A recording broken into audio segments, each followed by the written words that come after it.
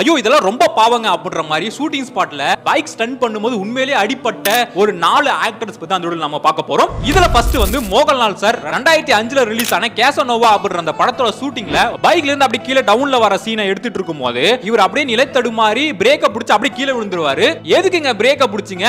இவரோட டெடிகேஷன் லெவலை நம்ம பாராட்டியே ஆகணும். அண்ட் நம்பர் 2 கமல்ஹாசன் சார் நடிச்ச காக்கி சட்டை படத்துல ஒரு லாரியை சேஸ் பண்ணிட்டு வர்ற மாதிரி சீன்ல இவர் உண்மையாவே பைக்கை ஓட்டிட்டு வந்து அந்த லாரி மேல ஏறும்போது அவருக்கு அடிபட்டு கால் முறிவு எல்லாமே வந்து ஏற்பட்டுச்சாம். இதை இவரே நிறைய இன்டர்வியூஸ்லாம் வந்து சொல்லியிருக்காரு, எனக்கு எங்க அடிபட்டுச்சு கால் அடிபட்டுச்சு அப்படின்ற மாதிரி எல்லாம். சினிமாக்காக உயிரே கொடுப்பாரு போல இருக்கு இவரு. அண்ட் நம்பர் 3 விஷால் அவர்கள் நடிச்ச ஆக்ஷன் படத்துல டர்க்கில ஒரு பைக் ஸ்டண்ட் வந்து ஷூட் பண்ணிட்டு இருக்கும்போது நிலை தடுமாறி கை கால் எல்லாம் இவருக்கு வந்து அடிபட்டுருச்சாம். அண்ட் நம்பர் 4 நம்ம அஜித் குமார் சார், இவர் நிறைய படங்கள்ல பைக் ஸ்டண்ட் பண்ணும்போது வந்து நிலை தடுமாறி கீழே விழுந்திருக்காரு. அதுல ஒரு படம் வந்து பாத்தீங்க அப்படின்னா வலிமை படத்தோட BTS ரிலீஸ் பண்ணும்போது அதோட எண்ட்லயே வந்து காமிச்சிருப்பாங்க.